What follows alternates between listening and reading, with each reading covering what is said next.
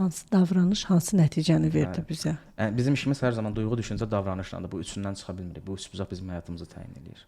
Duyğu, düşüncə, davranış. Burada düşüncə deyə tərcümə olunur. Əslində idrakdır. Duyğu idrak davranışdır. Kognitiv behavioral terapiyada. İdrak qəbullanmaq yoxsa? İdrak bilirsiniz nədir? Mən nümunə ilə izah edirəm. Hər zaman təlimlərində bu nümunəni verirəm. Siqaret çəkir, zərərli olduğunu bilir, başa düşür, amma idrak eləmir. İdrak eləsə çəkməz. Əlini yuyur çoxlu bir şəkildə. Yumağın OKB-də, şəxsiyyət pozuntusunda yox, obsessiv kompulsiv pozuntusunda.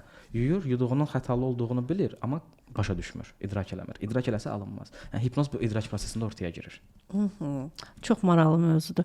Bunun misal üçün idrakın idrakdan gəlsin. Bu axı məncə yaş kateqoriyası var. Yox. Axı hər kəs İdrak kritik faktor deyilən müdafiə mexanizmi sistemi tərəfindən idarə olunur, yəni yaranır. 7 yaş, 12 yaş aralığı, 7 yaş yaşma kritik faktor olmur. 7 yaşda formalaşmağa başlayır. 12 yaşda artıq yaranır. Belə nümunə verim. 7 yaşa qədər ona görə terapiyalarda biz uşaqlıqlara gedirik də. Kritik faktorun olmadığı zamana gedirik. 7 yaşa qədər uşağa yenə siqaretdən nümunə verir. Siqaret desən çəkəcək, xeyirli desən çəkəcək. 7 yaşdan 12 yaşa qədər axı bu doğrunu, düzgünü, yanlışı müəyyən kateqoriyalarla sinifləndirib baxı.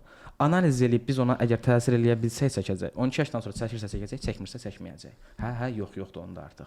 Xarakter orada formalaşdı artıq müəyyən mənada. Kritik faktor formalaşandan sonra idrak da formalaşır.